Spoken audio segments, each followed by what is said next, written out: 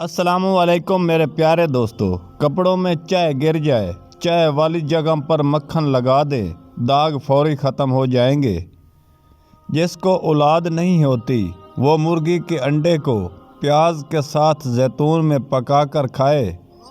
नाश्ते के बाद सब्ज़ चाय का एक कप आपके वज़न को कम करता है।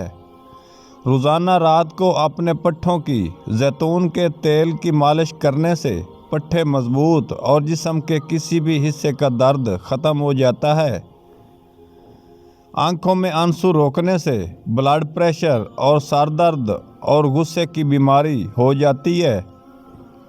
दाल इंसानी दिमाग को सेहत देती है, जिससे इंसान का जिस्म कुव्वत से भर जाता है, और दाल मैदे को ख़राब होने से बचाती है। खाना जल्दी हज़म करना है तो रोटी के बाद एक खजूर खा लिया करो, खाना जल्दी हज़म हो जाएगा। जली हुई जगह पर ठंडे मक्खन से मालिश करें, दर्द का फौरी आराम आ जाएगा और निशान भी ख़त्म हो जाएंगे।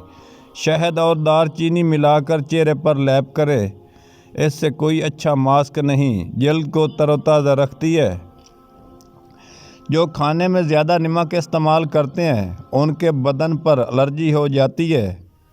सर को धोते वक्त पानी में लेमू के चंद कतरे शामिल कर लेने से जल्द तरोताज़ा रहती है। सूंड नामर्दी का इलाज है।